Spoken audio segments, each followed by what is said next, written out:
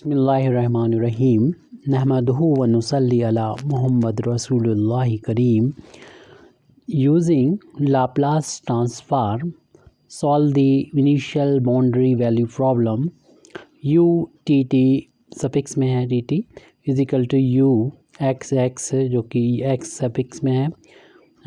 ये वैल्यू तब है जबकि एक्स की वैल्यू 0 एल के बीच में है और टी की वैल्यू ग्रेटर देन 0 है।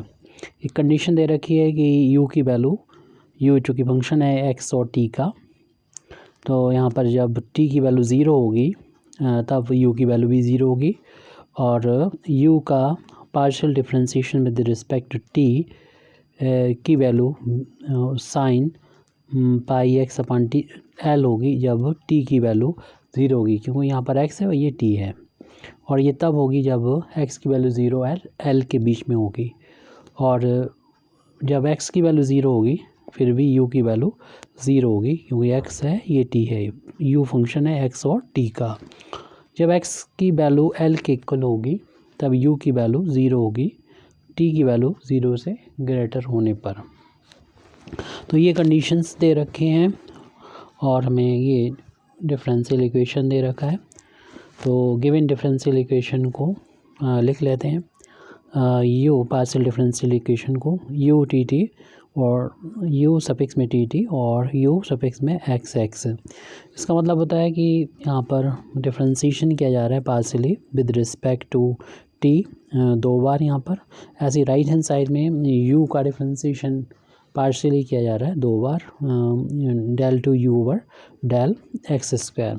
और इस डिफरेंशियल इक्वेशन को हम लाप्लास ट्रांसफॉर्मेशन का यूज़ करते हुए हमें इसको सॉल्व करना है। ये बाउंड्री वैल्यू प्रॉब्लम है, ये हमें वैल्यूज़ दे रखी हैं। तो सबसे पहले तो हम यहाँ पर लिखेंगे taking the Laplace transform of the partial differential equation.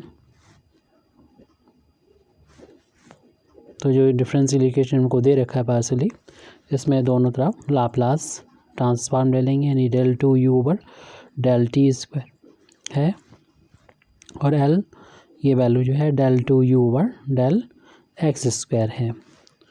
तो अब हम लोग जानते हैं कि किसी फंक्शन u का लाप्लास ट्रांसफॉर्मेशन लिया इसके t के रिस्पेक्ट में u का डिफरेंशिएशन अगर है तो अगर सेकंड डेरिवेटिव है तो इसकी वैल्यू होती है, फार्मूला होता है, याद कर लिए।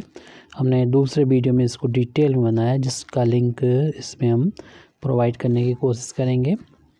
यहाँ पर ये यूज़ जो कर रहे हैं पैरामीटर pv या s जो भी आप यूज़ करते हैं वो कर सकते हैं, और लाप्लास ऑफ ये u जिसका डिफरेंशिएशन चल रहा पार्शियली इसको लिखेंगे, यानी एल यू लिखेंगे, माइनस p की पावर 1 कम कर देंगे यानी 1 हो जाएगा, और u और यहाँ पर ये u जो होता है मैं मालूम ही है कि ये x और t का फंक्शन है, लेकिन यहाँ पर t की वैल्यू 0 रखी जाएगी। माइनस u का partial differentiation with respect to t होगा और इसकी वैल्यू भी x t बराबर 0 पर हमें होगी। ये इसकी वैल्यू होती है, यानी इस सेकंड डेरिवेटिव के लाप्लास की t के रिस्पेक्ट में।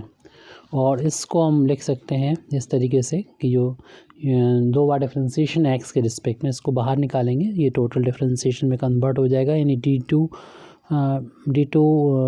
To over d x square, और लाप्लास जो होगा वो इस u पर ऑपरेट हो जाएगा। लाप्लास को अंदर हम अप्लाई कर दिया है। अब जो गिवन वैल्यू है उसको यहाँ पर हम लोग यूज़ कर सकते हैं। तो ये हमें वैल्यू दे रखी है, ये सबसे ये क्वेश्चन में के लास्ट में दे रखा है कि u की वैल्यू जब t बराबर 0 है तो 0 है, और जब ut की वैल्यू यानी u का t के रिस्पेक्ट में पार्शियल डिफरेंशिएशन t बराबर 0 पर ये वैल्यू इतनी दे रखी है, यानी sign pi x by L. तो इन दोनों वैल्यू को यहाँ पर हम लोग पुट कर देंगे, तो ये वैल्यू हो जाएगी p square l u minus p into, ये वैल्यू 0 गिवन है क्वेश्चन में, और ये वैल्यू गिवन है sine of pi x upon L, और राइट हैंड साइड में जो भी लिखा है एज इट लिख दीजिए, यानी d2/dx²। एल यू अगर आपको थोड़ा बड़ा लग रहा हो तो एल यू को हम इसे शॉर्ट में इसको लिख देंगे, बाद में इसकी वैल्यू को वापस कर देंगे। कोई भी आप नोटेशन इसका यूज़ कर सकते हो। वैसे तो हम यहाँ पर L u is equal to u bar के तौर पर इसका इस्तेमाल कर रहे हैं।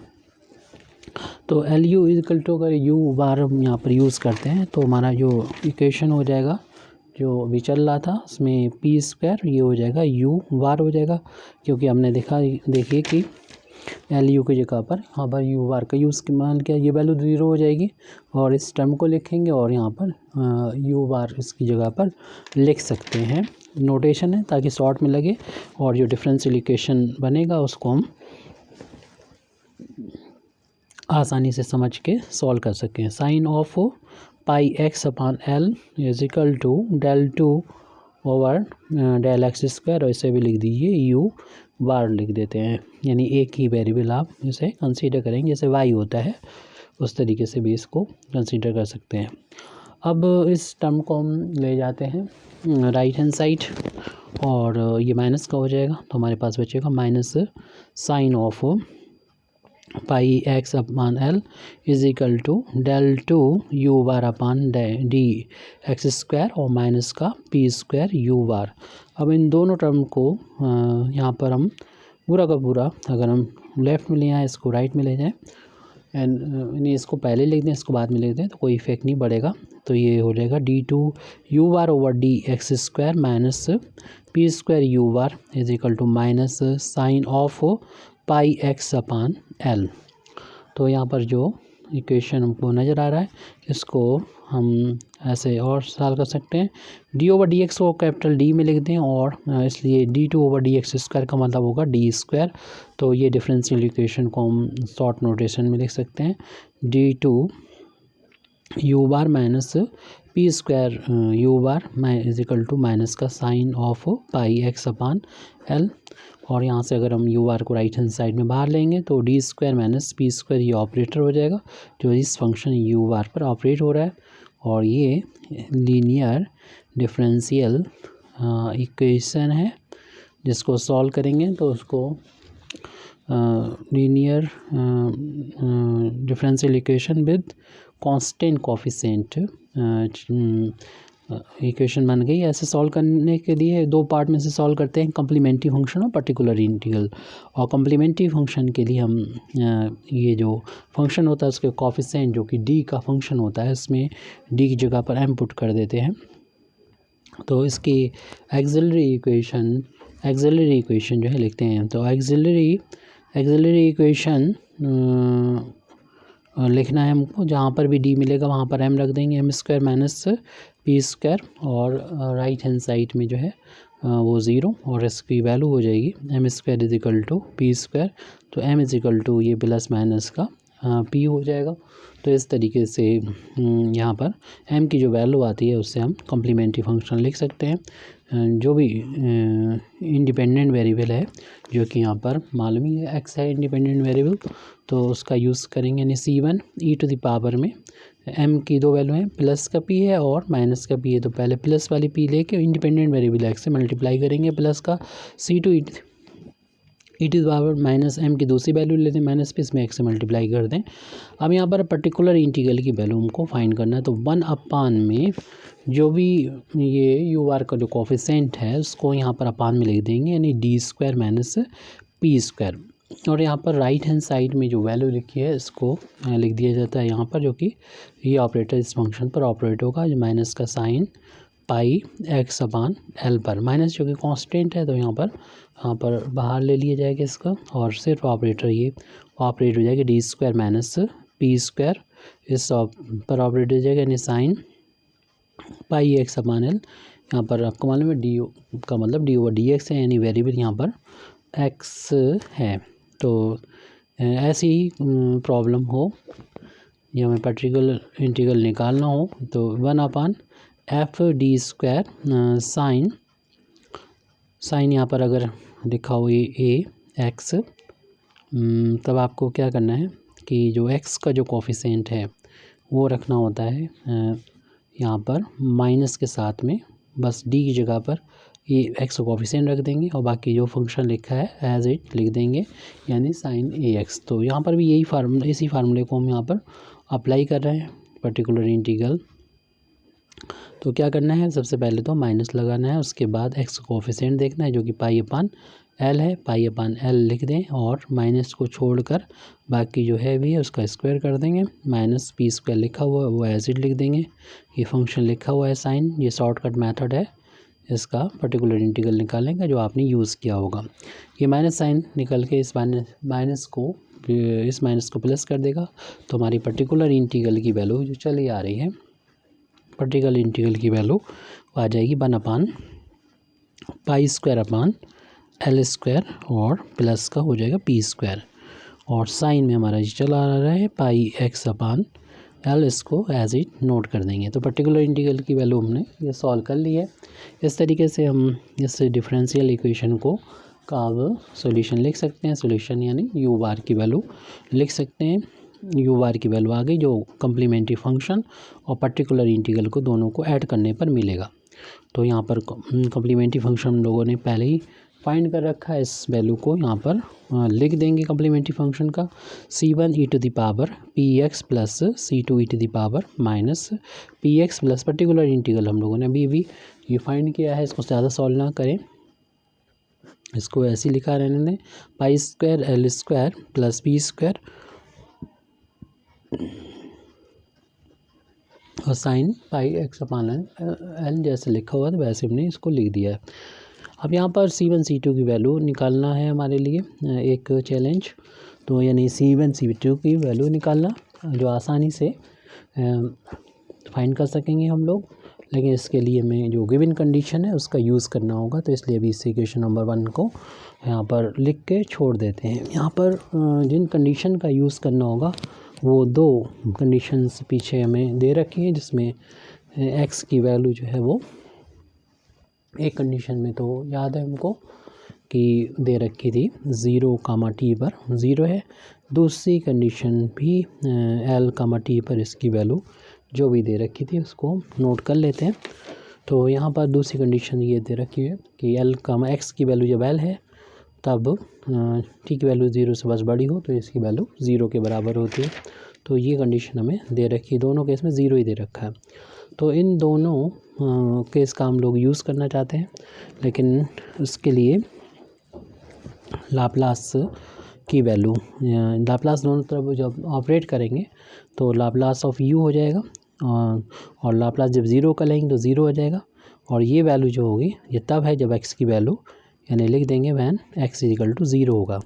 इसी तरीके से इस वैल्यू का भी चाहे आप एक एक करके इसका यूज़ कर सकते हैं, तो इसको हम बाद में कर लेंगे। फिलहाल ये जो वैल्यू आई है इसको हम इक्वेशन नंबर 2 डाल दें और इससे एक C1 C2 में एक कंडीशन, एक रिलेशन निकाल लें, ताकि हम आगे चल के एक रिलेशन और निकाल सकें, इक्वेशन और निकाल सकें, उनको फिर सॉल्व करके, क्योंकि 2 अननोन होंगे C1 C2, 2 इक्वेशन की ज़रूरत पड़ेगी, तो उनको सॉल्व करके यहाँ पर पुट कर सकें।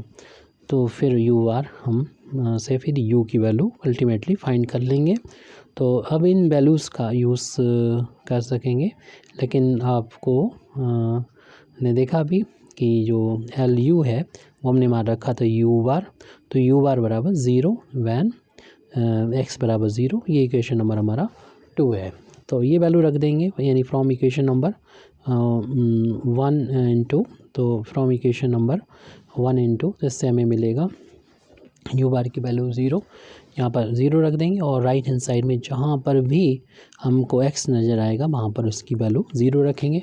यहाँ पर x 0 रखने पूरा 0 हो जाएगा, ऐसे ही ये भी e की पावर 0 हो जाएगी। प्लस देखिए यहाँ पर x की वैल्यू 0 रखने पर साइन 0 की वैल्यू 0 होती है, तो पूरा टर्म ही ये 0 हो जाएगा। और हम लोग जानते हैं किसी की पावर यानी e की पावर 0 की पावर अगर e की पावर 0 है तो इसकी वैल्यू 1 होती है। 1 का यहाँ इंटू करेंगे तो C1 मिलेगा, और यहाँ पर इंटू करेंगे 1 का तो C2 मिलेगा, और राइट हैंड साइड ये 0 जो है हमने राइट हैंड साइड में लिख दिया। ये एक इक्वेशन हमें मिल चुकी है, इक्वेशन नंबर 3 इसे डाल दें, और हम ऐसी एक इक्वेशन और बना लेंगे C1 C2 में। उसके लिए हम इस कंडीशन को जो भी हमने लिखी थी उसका यूज़ करेंगे। Since we are given that u l comma t equal to 0 है। अगर हम इसका लाप्लास ट्रांसफॉर्मेशन लेते हैं तो ये वैल्यू जो होगी वो लाप्लास ट्रांसफॉर्मेशन 0 का 0 होता है। और ये कब है ये वैल्यू, वैन एक्स की वैल्यू एल के इक्वल है, एक्स की वैल्यू एल के इक्वल है, तब इसका यूज़ करेंगे, जिसको हम लोगों ने यू बार से नोट किया है। और ये तब है जबकि एक्स की वैल्यू जो है वो एल के बराबर है। इसे इक्वेशन नंबर 4 डाल देंगे। इस इक्वेशन नंबर 4 का यूज़ करेंगे इक्वेशन नंबर 1 में। तो फ्रॉम इक्वेशन नंबर 1 एंड 4, यानी 4 का यूज़ हम 1 में कर रहे हैं। तो इक्वेशन नंबर 1 आपके सामने है और यू वार की वैल्यू 0 है, तो यू लेफ्ट हैंड साइड में यू वार की वैल्यू 0 रख दी और राइट हैंड साइड में एक्स की जगह पर एल पुट कर देंगे। जहाँ पर भी मिलेगा हमें एक्स, वहाँ पर एक्स की वैल्यू एल कर देंगे, बाकी वैल्यू एज इट रखी जाएगी। ए की power p into l, x यहाँ पर एल कर दिया, plus C2 e to the power minus p into l, और प्लस देखेंगे राइट हैंड साइड में ये वाला टर्म में भी एक्स बराबर जब एल रखेंगे तो एल से एल कैंसिल हो जाएगा, ओनली साइन पाई बचेगा। और हम लोग जानते हैं कि साइन पाई की जो वैल्यू होती है वो 0 के इक्वल होती है, इसलिए ये टर्म 0 हो जाएगा। इसलिए हम ज़्यादा सॉल्व नहीं कर रहे हैं इसको। और इक्वेशन नंबर तो इस तरीके से हमने देखा कि यहाँ पर C1 e to the power p l plus का C2 e to the power minus p l की वैल्यू, इसको हमने पहले लिख दिया और 0 को बाद में लिख दिया। जैसे इक्वेशन नंबर नेक्स्ट 5 डाल देते हैं। अगर हम इक्वेशन नंबर 3 से C2 की वैल्यू निकालें तो वो माइनस का C1 होगी। तो इक्वेशन नंबर 3 से कह सकते हैं कि C2 की वैल्यू माइनस का C1 होगी और इसे रख देते हैं इन इक्वेशन नंबर जो अभी 5 आया था उसको उसमें रख देते हैं। तो उसमें क्या था, C1 तो था ही और e to the power PL था प्लस C2 था, C2 के यहाँ पर माइनस का C1 रख दिया, वही की पावर माइनस PL थी, राइट हैंड साइड में 0। अब यहाँ पर हम अगर C1 को इन दोनों टर्म्स में से कॉमन ले लें तो ये प्लस वाला साइन इस वाले माइनस से माइनस हो जाएगा। C1 हमने बाहर ले लिया, e to the power PL और minus e to the power minus PL is equal to 0। आपको मालूम है कि ये वैल्यू तो कभी 0 के बराबर हो नहीं सकती, तो इसलिए यहाँ पर हम लोग क्या करेंगे कि दिस इम्प्लाइज दैट C1 की वैल्यू ही 0 होगी, यानी 0 अपान दिस वैल्यू कर सकते हैं 0 हो जाएगी। और इस हम इक्वेशन नंबर 3 से देख रहे हैं C2 की वैल्यू माइनस C1 है और C1 की वैल्यू 0, तो इस तरीके से C2 की वैल्यू भी 0 आ जाएगी। इन C1 C2 की वैल्यू को इक्वेशन नंबर 1 में पुट कर देंगे। पुटिंग इन 1 इक्वेशन नंबर 1 में ये पुट करेंगे तो हमें यू बार की वैल्यू मिल जाएगी, क्योंकि C1 C2 की वैल्यू 0 है, 0 के बराबर पुट की जा चुकी है, तो ये दोनों टर्म जो होंगे वो 0 0 हो जाएंगे।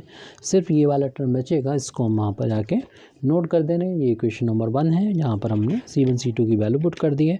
जो वैल्यू आई है 1 अपान में, बाकी जो 0 हो गया उनको हम नहीं लिख रहे हैं, तो 1 अपान में ये टर्म था पाई square upon L square plus P square और इनटू साइन ऑफ अपान में एल था और ये पाई एक्स है पाई। तो ये यू बार की वैल्यू है। यू बार की वैल्यू हमें वापस कर देना चाहिए। यू बार क्या था उसकी वैल्यू को वापस करेंगे। एक्चुअल में यू बार जो था वो आपको मालूम ही है एल यू है और हमें यू की वैल्यू फाइंड करनी है, क्योंकि गिवन डिफरेंशियल इक्वेशन जो यू में था, क्योंकि एक्स और टी का फंक्शन है, उसको हमें सॉल्व करना है। तो अगर एल यू निकालेंगे तो हमें एल को इसे दोनों साइड लाप्लास इनवर्स लेना पड़ेगा, जिससे लेफ्ट हैंड साइड में तो यू हो जाएगा, राइट हैंड साइड में Laplace of this total value हो जाएगी। इसमें न्यूमरेट 1 अपान पूरा लिख दीजिए, ऐसे ही pi square upon L square. आपको मालूम है लाप्लास जो यहाँ पर ऑपरेट हुआ है उसके लिए वेरिएबल जो है आपको मालूम है पी है, बाकी सब इनके लिए कांस्टेंट है। तो कांस्टेंट को हमें बाहर ले लेने चाहिए। जो कांस्टेंट है sine of pi x upon L और वेरिएबल है जो बचा है, क्योंकि ये पी का फंक्शन है तो इसको ऐसे लिख देंगे। इसे हम लिख सकते हैं पाई अपान एल का होल अब स्क्वायर प्लस पी का स्क्वायर, और इसमें हम इस फार्मूले का यूज़ करेंगे। वो यहाँ पर हम लिख दे रहे हैं कि लाप्लास इनवर्स का फार्मूला होता है 1 अपान वेरिएबल पी का स्क्वायर और कांस्टेंट का स्क्वायर। तो इसकी वैल्यू होती है जो भी कांस्टेंट है उसका स्क्वायर हटा के जो बचेगा ए 1 अपान ए कर देंगे और साइन ए टी आ जाएगा। तो इस फार्मूले का हमें यहाँ पर यूज़ करना है। तो ये u बराबर आ गया sine of pi x upon L, और यहाँ पर हमने ये फार्मूले का यूज़ करना है। तो 1 अपान ए का मतलब यहाँ पर पाई अपान एल है, तो वो लिख दिया हमने यहाँ पर। और फिर फार्मूले में जो था साइन ए का मतलब पाई अपान एल, और फिर जो भी है टी उसको लिख देंगे। तो ये डबल अपान में है एल, तो एल का जाकर ऊपर इंटू हो जाएगा। तो इस तरीके से हमें मिल जाएगा u is equal to L upon pi और sine of pi x upon L into sine of pi t upon L. इस तरीके से हमारी ये प्रॉब्लम कंप्लीट हो जाती है। Thank you very much Indeed for listening me व आखिर दावाना अल्हम्दुलिल्लाहि रब्बिल आलमीन।